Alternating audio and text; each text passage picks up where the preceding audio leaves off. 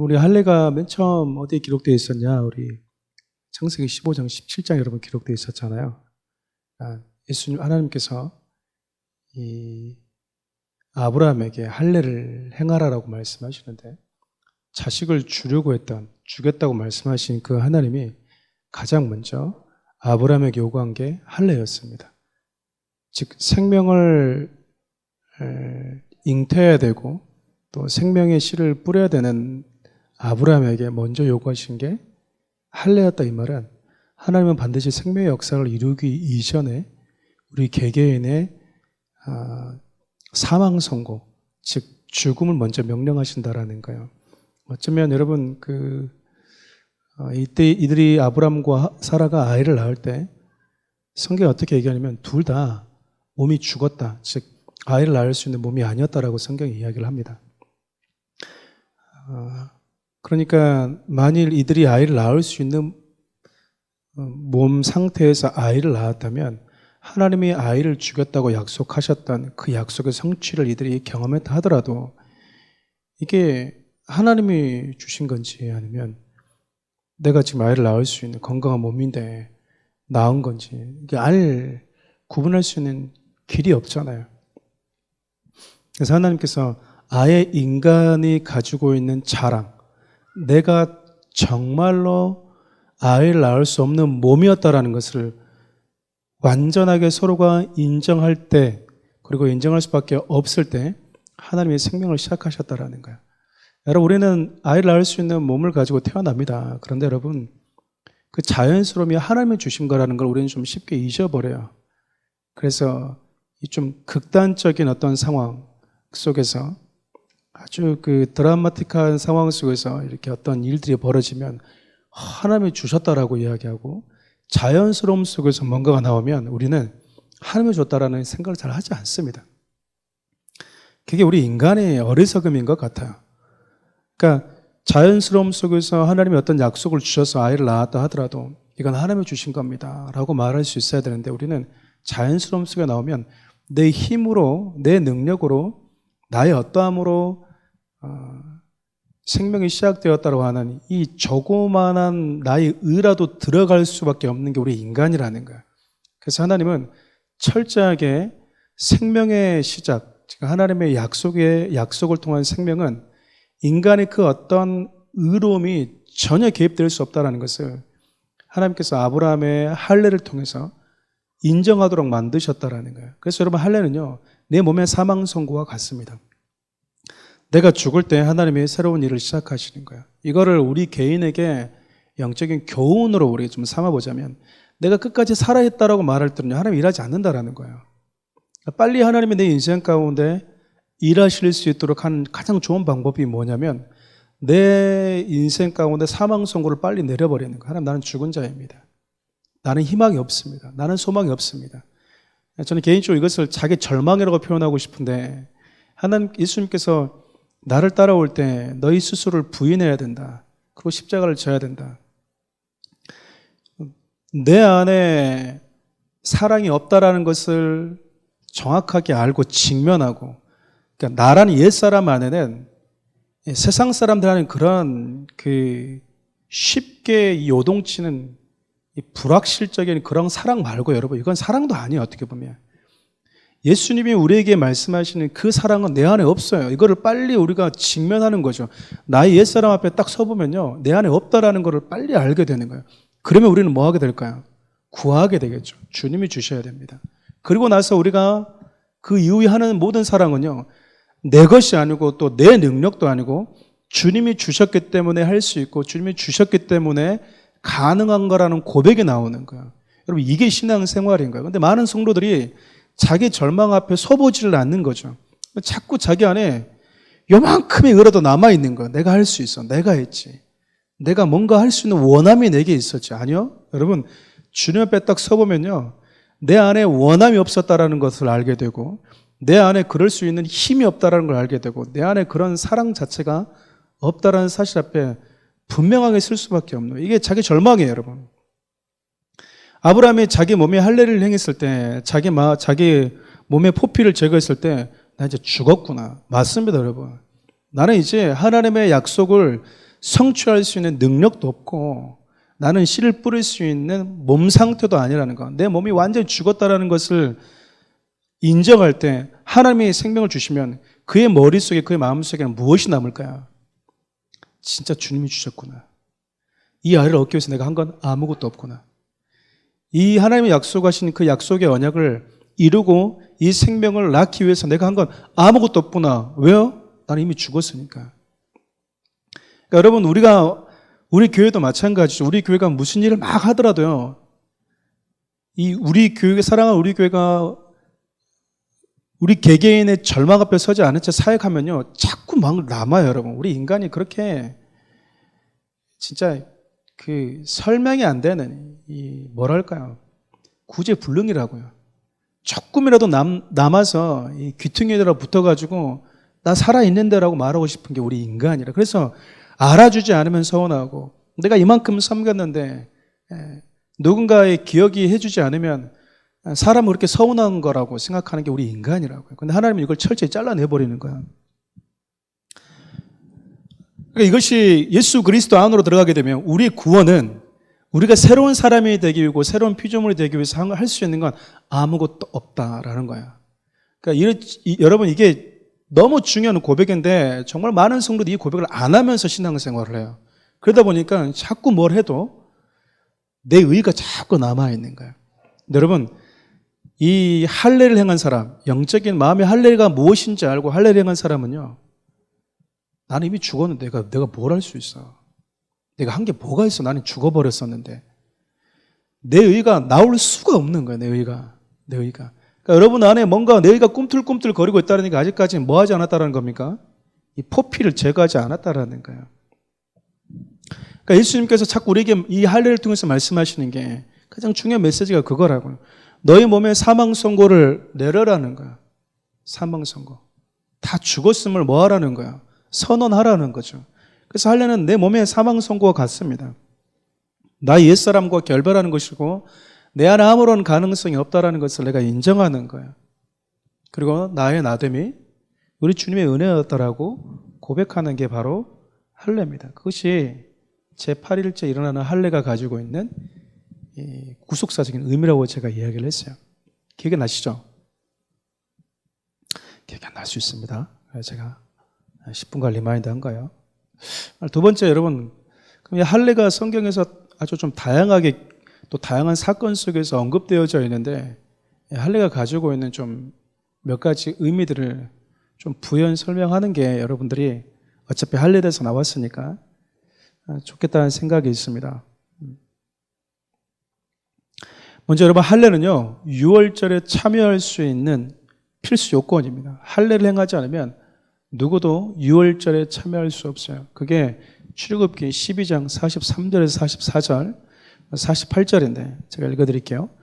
여호와께서 모세와 아론에게 이르시되 유월절 규례는 이러하니라. 이방 사람은 먹지 못할 것이나 각 사람이 돈으로 산 종은 할례를 받은 후에 먹을 것이며 너희와 함께 거류하는 타국인이 여호와 유월절을 지키고자 하거든 그 모든 남자는 할례를 받은 후에야 가까이 하여 지킬지니 곧 그는 본토인과 같이 될 것이나 할례를 받지 못한 자는 먹지 못할 것이니라. 여러분, 이스라엘 백성들 안에 섞여 사는 사람들이 있었습니다. 이렇게 타국인인 거죠. 그러니까 태생적으로 유대인이 아닌 거예요. 근데 그들이 유월절에 참여하려면 반드시 뭐 해야 되냐라고 성경이 반복해서 이야기하냐면 할례를 행해야 된다는 겁니다. 할례. 유월절이 무엇을 의미하고 있는지 우리는 너무 많이 살펴보았잖아요. 유월절은 이미 내가 죽었어야 되는데 대신 예수 그리스도라는 어린 양이 집 문 앞에서 우리의 장자가 되어줘서 죽어주심으로 인해서 우리의 생명이 보호받은 날이거든요. 그러니까 우리가 죽어야 되는데 살아난 날이에요. 그러니까 유월절을 지킬 때마다 내가 예수 그리스도의 은혜로 죽으면서 보호받았다는 것을 기념하는 거거든요. 그러니까 이걸 지킨다는 것은 내가 주님의 보호 아래 있음을, 주님의 구원의 은혜 안에 있음을 우리가 인정하는 거거든요. 근데 우리 주님이 이것을 지킬 때 반드시 누구만 지키라고 얘기하냐면 할례를 받은 자만 지키라고 그래요. 서두에 제가 계속 설명했잖아요. 할례는 내가 죽었다라는 것에 대한 공식 선언이에요. 그러니까 할례를 행하지 않으면 나는 살아있다라는 거예요. 그러니까 할례를 행했다는 것은 예수와 함께 네가 죽었다라는 것을 몸의 흔적으로 가지고 있어라는 거거든요. 그래서 이스라엘 백성들은 몸에 있는 포피를 제거하면서 뭐 하는 거야? 우리에게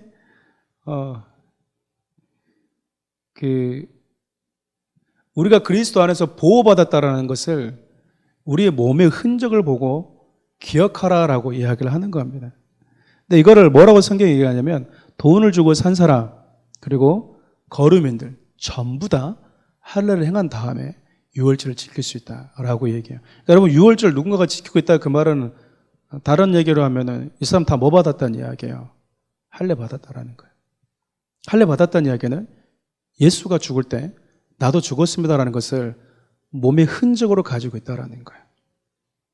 그러니까 우리 주님이 꼭 이렇게 얘기하는 거죠. 6월절에 너희들 장자들 다 죽었어야 되잖아. 너희들은 다 죽었어야 돼. 네, 맞습니다. 너희들 잊어버릴 거 아니야. 너희들이 죽어 마땅한 자라는 거. 그 몸의 흔적으로 가지고 있어라는 거예요. 몸의 흔적 가지고 있는 사람은 다 뭔 거예요? 내가 죽어야 마땅한 사람입니다라는 것을 인정하는 표식이라고, 표식. 그래서 여러분 6월절을 지킬 때 반드시 6월절을 지키려면 이 구원의 은혜를 누리려면 주님이 나를 대신해서 죽어졌다라고 인정하는 모든 사람들, 내가 죽어야 되는데 내가 그 자리에서 죽어 마땅한데 우리 주님이 죽으셨습니다. 나도 죽어야 마땅한 자입니다라는 고백을 하는 모든 자들은 다 할례를 받아라고 얘기한 거예요.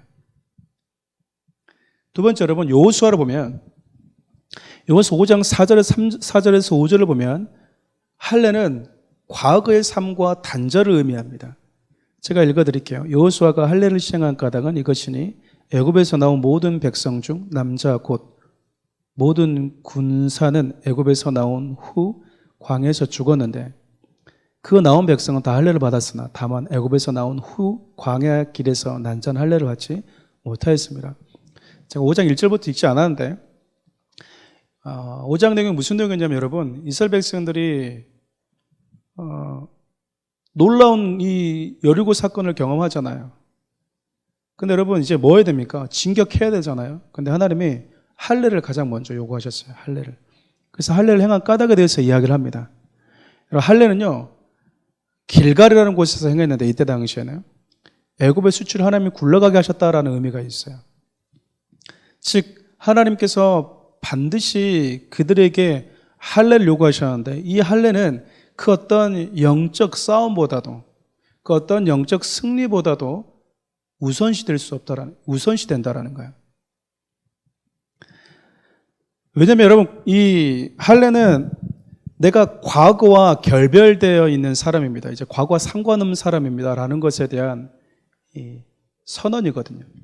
그러니까 여러분 그 어떤 것도 이 거룩함보다 우선시될 수 없는 거예요. 그러니까 내가 예수 그리스도 안에서 죽었고 이제 죄와 죽음과 상관없는 자가 되었습니다. 나는 이제 마귀와 상관없고 죄와 상관없는 자가 되었습니다라는 이 처절한 절대적인 이 고백보다도 그 어떤 사역이 우선시될 수 없다라는 겁니다. 근데 많은 분들이 할례를 행하지 않은 채 사역을 해요. 할례를 행하지 않은 채 자꾸 봉사를 하다 보니까 뭐가 남는 걸까요? 하고 나서 다시 과거로 돌아가는 거예요. 열심히 봉사하고 나서 가서 담배 피워요. 열심히 말씀 듣고 나서 한잔 하는 거죠. 열심히 말씀 듣고 나서 뭐 하는 거예요?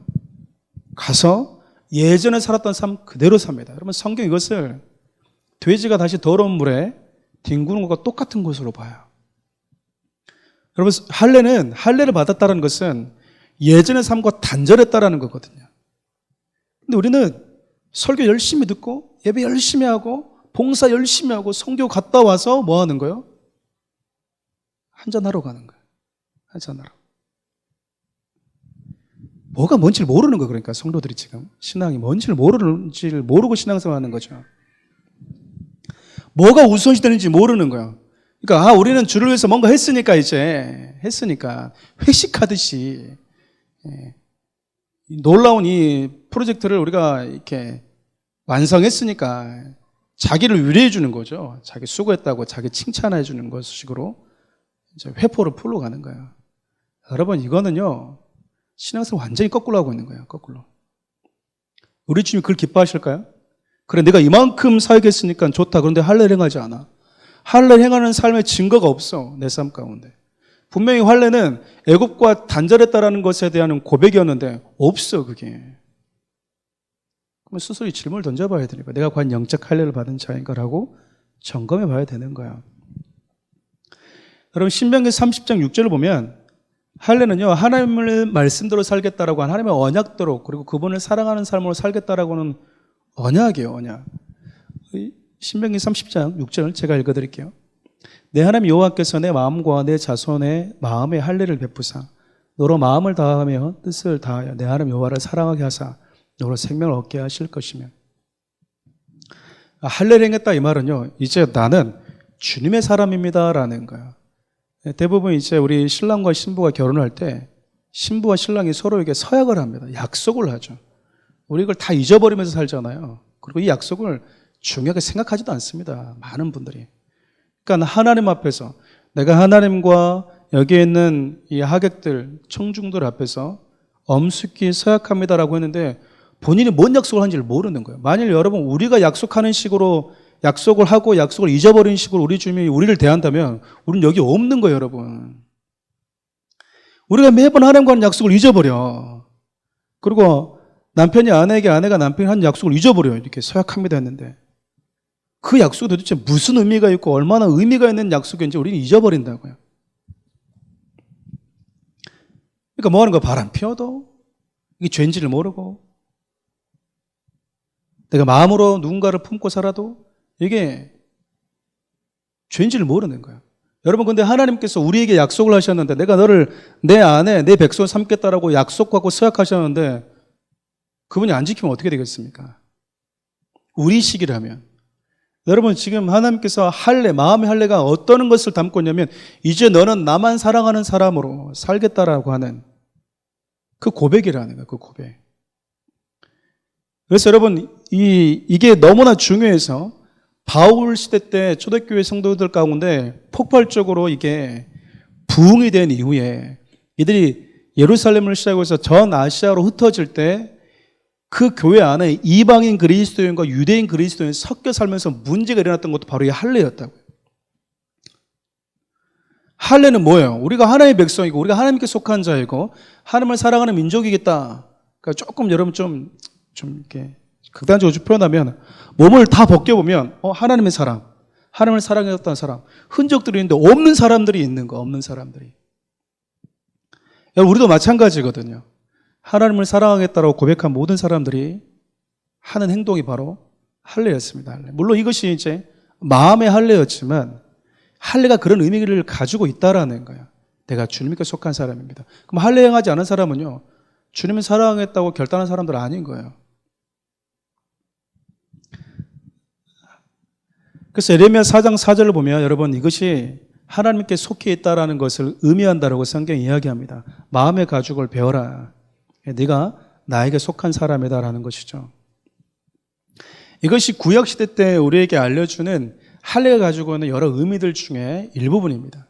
그런데 여러분 이 할례의 의미를 이스라엘 백성들이 알지 못한 채 예수님 시대까지 계속해서 시간이 흘러온 거예요. 그래서 여전히 유대인들은요 몸의 할례를 행하고 있어요. 그런데 몸의 할례는 행했는데 생각과 의식 구조는 여전히 변한 게 없었다고요. 그러니까 우리 하나님께서 절기도 마찬가지지만 할례를 왜 그들에게 주셨는지 그 본질적 의미를 몰랐던 거예요. 할례는 내 몸의 사망 선고와 같다. 여러분 할례 행한다고 사람이 죽습니까? 안 죽잖아요. 더 건강해요. 근데 우리 주님은 그 흔적을 남기고 싶었거든요. 그러면 여러분 그 흔적 보면서 뭐 하는 거예요? 날마다 바울이 고백했던 것처럼 나는 날마다 죽노라. 나는 죽은 사람이라는 거죠. 그리고 뭔가 하나가 나타나면 영광스러운 나타나면 이거 다 주님의 겁니다라고 얘기를 하라는 거예요. 그게 죽은 자의 고백이잖아요. 근데 이들은 자기 의로 똘똘 뭉쳐 있었던 거예요. 바리새인과 서기관들, 대제사장들 다 몸에 할례를 행했었어요. 그런데 이들의 삶 가운데는 자기 의로 똘똘 뭉쳐 있었다고요. 시장에 다니면서 긴 옷을 길게 하고 다니면서 자기의 의로움을. 그래서 여러분 세리와 바리새인이 기도할 때 이 기도도 다르잖아요. 세리는 저 한쪽 귀통에서 주여 나는 죄인입니다라고 말하는데 바리새인들은 의로움이 너무 많아. 내가 일주일에 몇 번 금식하고 나는 11조를 철저히 하고 나는 근체와 뿌리도 11조를 다 하고 있다라고 자기 자랑거리가 너무 많은 거예요. 몸에 할례를 행했는데 그러니까 할례를 주신 하나님의 의도를 모르고 살아온 거예요. 하나님의 할례를 왜 행하라고 하는지 모른 채 난지 8일 만에 할례를 행했다라는 거죠. 여러분 몸의 할례를 보면서 내 몸에 잘려나간 부분 보면서 하나님 뭘 고백하라는 거야? 그거 다 주님이 하신 겁니다. 주님이 하셨습니다. 내게야 나의 나됨은 다 주님으로 인한 겁니다. 하나님 나는 한 게 없고요. 나는 죄인입니다. 왜죠? 나는 죽었습니다.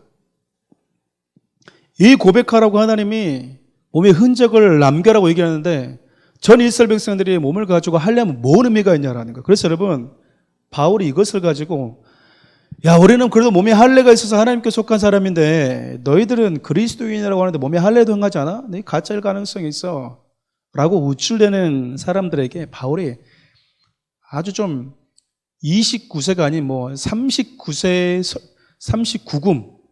39금의 메시지를 전해버려요. 그게 여러분 공동번역인데 갈라디아서 5장 11절에서 12절인데 이렇게 되어 있어요. 형제 여러분, 만일 내가 여전히 할례의 필요성을 주장하고 있다면 왜 내가 지금까지 박해를 받겠습니까? 그러니까 할례가 육체 할례가 중요한 게 아니다라고 자꾸 얘기하고 다니니까 핍박을 받았던 거예요, 바울이. 내가 아직도 할례를 전하고 있다면 내가 전하는 십자가가 걸림돌이 되지 않을 것입니다. 그러니까 십자가를 자꾸 전하는 거예요. 무슨 말이냐면 할례가 아니라 십자가다라는 거죠. 그러니까 너희들은 십자가에서 죽었어. 너희들의 의로움이 없어. 너희들의 의로움이 요만큼이라도 있었다면 우리 주님이 오셔서 너희들이 의가 되어준 건 의미가 없어. 너희들이 철저하게 죽었고 요만큼의 가능성도 없기 때문에 우리 주님이 오신 건데 너희들이 자꾸 요만큼의 가능성 그래도 우리 주님 있었죠. 0.001%는 그래도 내가 내 의가 이렇게 말하면 우리 주님이 오신 이유가 없다라는 거잖아요. 그래서 좀 바울이 단호하게 얘기합니다. 할례를 주장하는 여러분을 선동하는 자들은 그 지체를 아예 잘라버리는 것이 어떻겠습니까? 좀 심하게 말하면 고자로 만들어버리라는 거야. 왜 일부분만 자르냐? 그게 의로움이 된다면. 그냥 몸 전체를 잘라버리면 쉽게 말하면 고자가 돼버리면 더 낫지 않냐? 내가 더 많이 잘났다라는 거죠. 비꼬고 있는 거예요, 지금 이게 유대인들을. 뭘 얘기하는 거죠? 할례가 가지고 있는 이 분명한 의미가 무엇인지 알지 못한 채 몸에 할례 의식을 가지고 있다라는 이 육체적 할례를 자랑하는 자들에게 이야기를 하는 거예요, 지금. 내 지금 그거 자랑하고 있냐? 그건 자랑거리가 아니야. 네가 죽었다라는 건데. 너에게 소망이 없다라는 건데. 너에게 생명이 없다라는 건데 뭘 자랑을 해? 여러분, 그러니까 할례가 어떤 의미가 있으면 자랑할 수 없는 거잖아요. 볼 때마다 뭐 하는 거니까. 여러분, 할례를 행하지 않은 사람보다 행한 사람이 유익한 건 있어요. 뭐냐면요. 흔적이 있으니까 뭐 할 수 있어요? 볼 때마다 그래, 난 죽었어. 난 죽었지. 나에겐 소망이 없지. 나에겐 선한 게 없지. 내 힘으로 할 수 있는 건 아무것도 없지. 아, 그러네. 오늘도 내 몸이 나에게 말을 하네? 우리 하나님이 다 하셨다고. 근데 여러분, 흔적이 없는 사람은 이거를 본인이 스스로가 이렇게 해야 되잖아요. 근데 유대인들 그런 부분에서 유익이 있었는데 할례가 뭔지 모르니까 자랑하고 있다? 그 말은요. 할례가 뭔지를 모르는 거야. 할례가 뭔지를. 그래서 바울이 이렇게 얘기합니다. 갈라디아서 6장 15절과 17절 보면요. 할례나 무할례가 아무것도 아니로되 오직 새로 지으심을 받은 것만이 중요하니라. 무릇 이 규를 행하는 자에게와 하나님의 이스라엘에게 평공과 공률이 있을지어다. 이후로는 누구든지 나를 괴롭게 하지 말라. 내가 내 몸에 예수의 흔적을 지니고 있노라. 여러분, 이게 할례가 내 의로움이 아니라 예수의 흔적이 되려면요. 내 자랑이 없어져야 되는 거예요. 하나님이 명하시는 흔적도 내 의로 만들어 볼 수 있는 게 저와 여러분이라니까요. 하나님이 행하신 일들도 내가 했다라고 그 중간에 꼽사를 껴서 자랑하고 싶은 게 우리 인간이라니까요. 오죽했으면 우리 하나님이 이렇게까지 했겠어요. 인간이 가지고 있는 그 완고함. 신명기 10장 16절에 이런 말씀이 있더라고요. 신명기 10장 16절을 보니까 그러므로 너희가 받을 할례는 마음의 껍질을 벗기는 일이다. 그래야 다시는 고집을 세우지 않도록 하여라. 얼마나 고집이 셌으면 껍질을 벗겨내버려요. 근데 마음의 껍질을 벗겨내는 거라고 진짜 할례는. 그래서 다시는 고집 부리지 말아라. 무슨 고집이에요? 내가 했다. 하나님이 어디 계시냐? 하나님이 한 게 뭐냐? 하나님 우리 광야에서 우리에게 준 게 뭐냐? 고기 줄 수 있냐? 물 줄 수 있냐? 계속해서 고집을 부렸다라는 거잖아요. 하나님이 내 인생 가운데 해준 게 뭐야? 내 인생 가운데. 하나님이 도대체 뭘 나한테 주셨는데 마음의 할례를 못 받았다라는 거예요. 죽은 나에게 우리 주님이 뭘 줬는지가 감각이 안 된 자들. 할례 받은 아브라함에게 있어서 아브라함이 이삭을 얻었을 때 주님이 나를 웃게 하십니다. 왜일까요? 어처구니 없는 일이잖아요. 말이 안 되는 일이잖아요. 다 끝났다고 생각했는데 우리 주님이 생명을 역사를 일으키셨으니까. 이렇게 하나님께서 우리에게 주시는 그 할례가 바로 나의 죽음과 더불어서 죽어버린 우리를 어떻게 새로운 피조물로 만드셨는지에 대한 예수 그리스도의 사랑이 고스란히 담겨져 있습니다. 마지막으로 창세기 17장 13절 한번 제가 읽어드릴게요. 너희 집에서 난 자든지 너희 돈으로 산 자든지 할례를 받아야 하리니 이에 내 언약이 너희 살에 있어 영원한 언약이 되려니와. 너희 몸에 내 언약이 너희 살에 있도록 하겠다라는 거야. 그러니까 네 몸에 내 흔적을 남기겠다라는 거야. 그러니까 네가 나를 사랑하고 네가 나의 사람이라는 것을 내가 흔적으로 남기겠다라는 건데, 여러분, 우리 주님이 우리를 구원하기 위해서 그의 온몸에 흔적을 남기셨다라는 거예요. 그게 여러분 십자가 사건이거든요. 채찍으로 온몸이 맞았고 두 손과 두 발에 못자국이 있는 것은요, 우리를 향해서 그분이 새기신 흔적이라고요. 그러니까 그 흔적은 우리에게 뭘 얘기하는 걸까요? 내가 너를 이렇게 사랑한다라는 거잖아요. 내가 죽었던 너를 사랑하기 위해서 내가 너를 이렇게 사랑하고 있다라고 하는 그 흔적을 당신의 몸에다가 새겨버린 사건이에요. 우리 주님은 우리 안에 작은 거 하나 새기셨는데 우리 주님은요, 온몸에다가 새기셨다고요. 온몸에다가. 할례가 왜 굳이 다른 날에 할 수도 있는데 왜 여덟째 날에 할례를 하나님이 행하라고 하셨는가? 그 여덟째 날에 죽었던 자를 다시 일으켜 세우시는 예수 그리스도의 그 부활을 통해서 우리 주님 우리에게 분명한 메시지를 던지고 있는 거예요. 죽은 자들, 그리스도 안에서 죽은 자들, 내가 이렇게 다시 새롭게 살린다. 근데 그 살리는 자들 누구를 살린다라는 거예요? 흔적 있는 자들. 몸에 흔적을 가진 자들. 그 몸에 흔적을 가졌다는 것은 할례를 의미하는데 그 할례를 받았다는 것은 이것과 똑같은 거예요. 죽었다고 인정하는 사람 다 손들어, 그 말이거든요. 여기에 나는 죽었습니다라고 인정하는 사람 다 손들어. 하나님이 그들을 뭐 하겠다라는 거예요? 할례 받은 자로 인정하고 살리시겠다라는 거예요. 내 안에 생명이 없다라는 자기 절망, 내 안에 선한 것이 없다라는 처절한 자기 절망 앞에 울어보지 않은 자는 주님의 그 은혜를 붙들지를 못해요. 붙들 수가 없는 거예요. 정리하려고 합니다. 우리 지난 시간부터 오늘까지 할례에 대해서 살펴보았는데 할례 이런 의미들을 우리 주님이 매 순간 이스라엘 백성들에게 여덟째 날에 행하라. 여덟째 날에. 이스라엘 백성이 이걸 알았을까? 과연 왜 여덟째 날에 하라고 하셨을까? 여덟째 날은 일곱째 날 안식이 끝나는 새로운 날의 시작이거든요. 우리 주님이 일주일 동안 태어나서 이 아이의 생명이 있음에도 불구하고 여덟 번째 날, 일곱 번째 날이 있었잖아요. 일곱째 일까지 7일까지 이 아이가 살아 있었잖아요. 근데 우리 주님은요, 할례를 시작하는 그 순간부터 새로운 생명으로 시작하겠다, 여겨주겠다라는 거예요. 어쩌면 우리의 모든 삶은 비포와 애프터로 나눠진다고 하는데 그 비포가 애프터에 결정짓는 그 사건이 내가 죽었음에 대한 내 사망 선고와 더불어서 주님의 십자가를 붙들 때, 예수 그리스도 안에 내가 속할 때 우리의 새로운 생명이 시작되는 거라고요. 하나님께서 저와 여러분에게 주시고자 하는 그 메시지가 바로 그거란 이야기입니다. 그러니까 여러분, 우리가 매 순간마다 이 사실을 잊어버리면 안 돼요.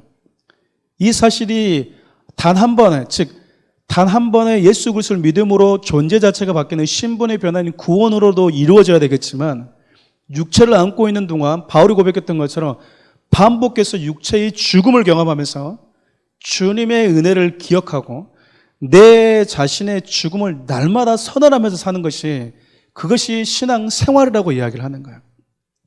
이미 예수 그리스도의 죽으심으로 인해서 내가 세례를 받고 내가 예수 그리스도를 통해서 하나님의 자녀가 되었어요, 이미. 근데 여러분, 육체가 남아있는 기간 동안 육체는 끊임없이 그런 자기의 속성으로 하나님의 말씀을 대적하려고 하거든요. 그때마다 우리가 뭐 하는 겁니까? 주님의 은혜를 받은 그 순간만 나 같은 죄인 살리신 고백하는 게 아니라 이 육체가 다할 때까지 끊임없이 내 육신을 쳐서 복종시키고 나는 날마다 죽노라고 고백했던 그 바울의 고백을 내 삶 가운데 이입시켜서 내가 오늘도 주님의 은혜로 살고 있구나, 어제도 살았는데 내일도 주님의 은혜가 아니면 안 되겠구나라는 이것을 날마다 고백하면서 우리 주님이 살아라고 하는 거예요.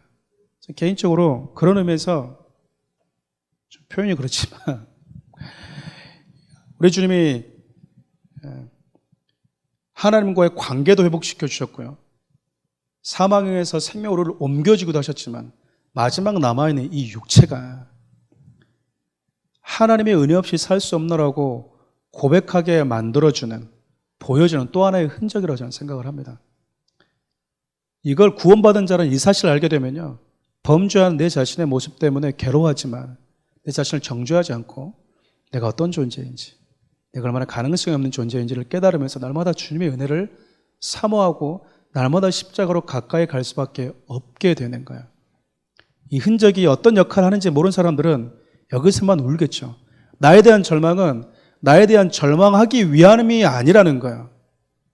내 자신에 대한 절망을 경험하는 이유는, 분명히 두 눈 뜨고 직시해야 되는 이유는요, 주님의 십자가로 날마다 걸어가기 위해서인 거예요. 오늘 여러분들이 할례에 대한 이 메시지를 다시 한번 여러분들이 좀 그냥 남자들만이 하는 건가? 이렇게 생각하지 마시고, 우리 주님이 할례에 담고 있는 메시지가 무엇이었는가? 왜 굳이 그것을 8째 날에 하셔서 새롭게 그들의 삶을 시작하라고 하셨는가? 여러분들 잠시 다시 한번 생각해 보시면 좋을 것 같습니다. 우리 말씀 붙들고 함께 기도 한번 합시다.